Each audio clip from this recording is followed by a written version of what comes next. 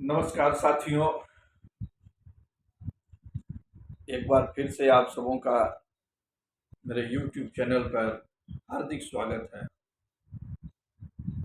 आज का विषय जो है साथियों, आप लोगों ने सुना होगा, टीवी चैनलों पर भी लगातार दे रहा है कि पटना के एसएसपी साहब ने एक सिपाही को निलंबित कर दिया, सस्पेंड किया और पुलिस लाइन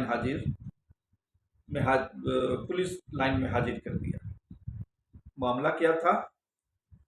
मामला था कि होली के दिन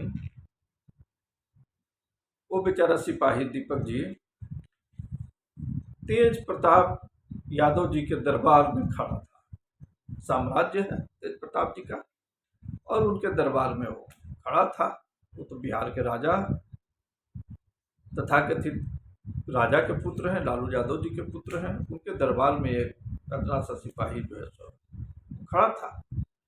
तेज प्रताप जी का मूड कर गया और तेज प्रताप जी ने कहा कि ऐ सिपाही दीपक, तुम ठुमका लगाओ। बेचारे सिपाही क्या करता, ठुमका लगाया। अब एसएसपी साहब ने जो है उस सिपाही को निलंबित कर दिया। गाज गिर गई सिपाही के ऊपर। सोचने का विषय ये है, वो बेचारा निरीह प्राणी, उस पर आपने गाज गिरा दिया। कोई भी गिरा देता। तेज प्रताप जी कह रहे हैं ठुमका लगाओ, उनकी बात न मानता तो क्या होता? उस बेचारे का इतना औकात कहाँ की जो है तो कि वो तेज प्रताप यादव जी की बात न माने। मान लिया तो आप उसके पदाधिकारी हैं, आपने उसके ऊपर गाज गिरा दी। अब वो बेचारा सस्पेंडेड है।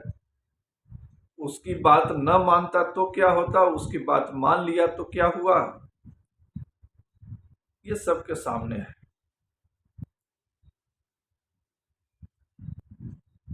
ये दिखाता क्या है? ये दिखाता है कि एक आम आदमी की क्या औकात है। एक आम आदमी की क्या औकात है। ये दुनिया जा रही है किधर, ये हमारा राज्य जा रहा है किधर। सुनने में बहुत आसान लगेगा कि उसने कहा कि ठुमका लगा दीजिए, ठुमका लगाओ, और उसने ठुमका लगा दिया। अंदर तक जो जानता है वो जानता है कि बिहार में एक सिपाही की नौकरी पाना भी कितना कठिन है। कितना पापड़ बेला होगा तब उस बेचारे को सिपाही की नौकरी मिली होगी।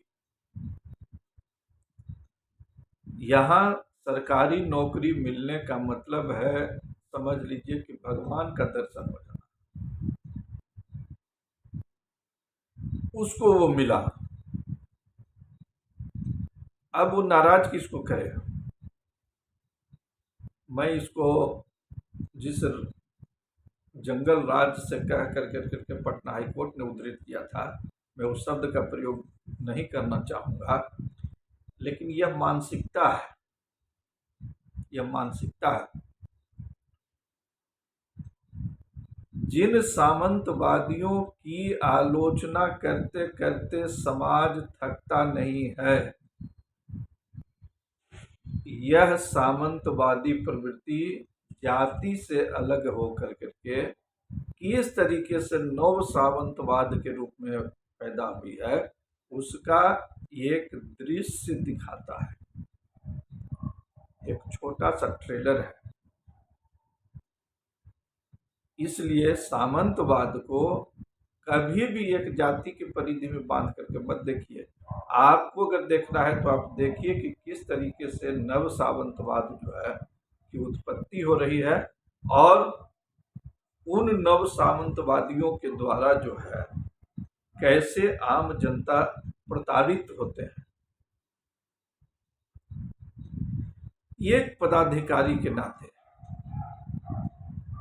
पटना के एसएसपी साहब ने जब उसको सस्पेंड किया, तो मेरा मानना है कि पटना के एसएसपी साहब, आप अपने उस सिपाही के अभिभावक थे, आधिकारिक अभिभावक।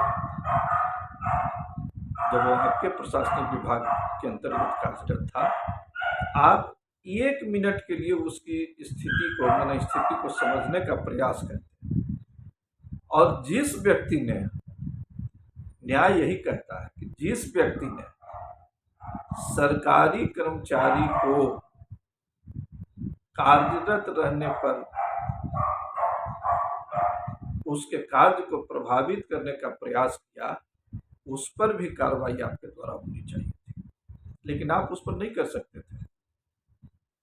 आपको सोचना पड़ता उसके ऊपर कार्रवाई करने पर, इसलिए आपने वहां नहीं किया। इसके आगे पीछे कौन था? अब कब किया आपने? सस्पेंड किया। आप तो चाहते थे इसको बर्खास्त कर देते, बेचारा करिए लेता तो क्या करता। ऐसी स्थिति क्यों पैदा हुई? ऐसी स्थिति इसलिए पैदा हुई कि बिहार राज्य में रोजगार की स्थिति बहुत ही गड़बड़ है, बहुत गड़बड़ है।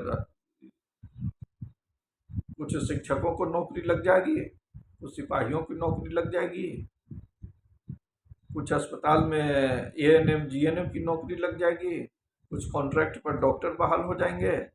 और इसके अलावा फिर क्या है? क्या इससे सारे युवाओं को मिल जाएगी नौकरी? नहीं मिल पाएगी। फिर बाकी का क्षेत्र है क्या?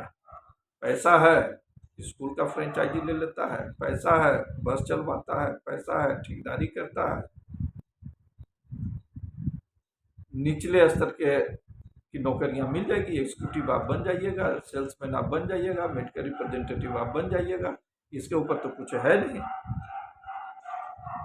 तो नौकरी पाने की व्यवस्था जो है, जिसको नौकरी मिल गई है, वो बेचारा कभी नहीं चाहता है कि उसकी नौकरी चली जाए।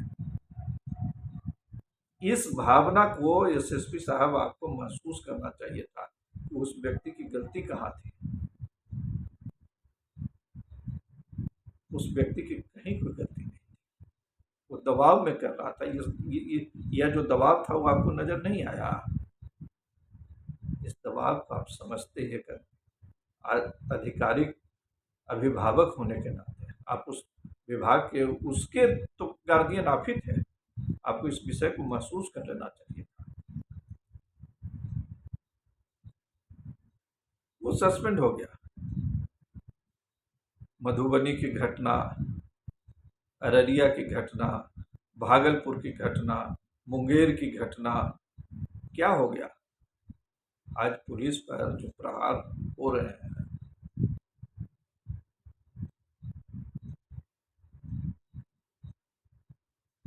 उस पर भी तो आपको उतनी ही तत्परता के साथ प्रशासन को कदम उठाना चाहिए था ना। क्या उस सिपाही ने ये वीडियो बनाया जिसमें उसको ठुमका लगाने की बात कही गई? क्या सिपाही ने खुद से वीडियो बनाया? जिस किसी ने भी वीडियो बनाया, उस पर कार्रवाई आपकी होनी चाहिए। आप भी निरीह प्राणी को जैसे प्रताड़ित कीजिएगा तो कौन बहुत बड़ी चीज हो गई? प्रताड़ित है, प्रताड़ित रहेगा। राज्य की छवि, राज्य में ऑप्शंस जब तक नहीं बढ़ेंगे, राज्य में औद्योगिक विकास नहीं होगा, राज्य के युवाओं को जब तक जो है कि प्राइवेट सेक्टर में जो है कि रोजगार में बढ़ोतरी नहीं होगी, स्वरोजगार का ये नहीं होगा, सृजन नहीं होगा, तब तक जो जहां है वो मन महसूस कर करके रहेगा। इस चलते कि उसने बहुत पीड़ा झेली है इस सरकारी नौकरी। आज यही स्थिति अगर गुजरात में होती, आज यही स्थिति महाराष्ट्र में होती, आज यही स्थिति कर्नाटक में होती, तो न वो सिपाही ठुमका लगाता और न ही एसएसपी जो है सो कि उसको ये करते। वहाँ बहुतायत मात्रा में उपलब्ध है, 24 घंटा फैक्ट्रियां चलती रहती है। 13 साल, 14 साल, 15 साल वयस्क हुआ नहीं कि उसको नौकरी जो है कि रखी हुई है किसी न किसी फैक्ट्री में, 18 साल रखी हुई है उसकी फैक्ट्री में। न वो सिपाही बनने के लिए बहुत ज्यादा जान छिड़कता, और नहीं जो है कि उसको प्रताड़ित होने का कहीं मौका मिलता। कोई किसी राजनेता के द्वारा सुने हैं इस चीज को?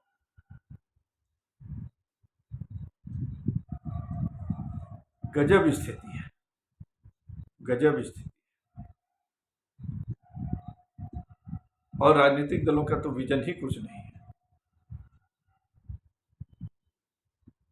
चैनल वाले जो है सो इसी को खाली दिन भर चलाते रहेंगे, और वो बेचारा पता है, हमको लगा कि जो है चूंकि वो उस बेचारे की कहीं कोई गलती नहीं है, वो परिस्थिति जन्य जो है चूंकि व्यवस्था के मकड़जाल में जो फंसा, उसके ऊपर आपको हाथ रखना चाहिए था।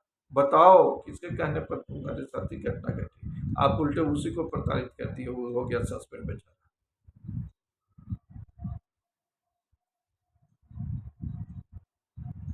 भगवान जाने ऐसी परिस्थितियों से कब बिहार राज्य जो है सो उभरेगा,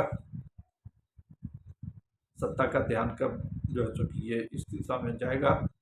और ये सारे कारण जो है सो पलायन के कारक हैं,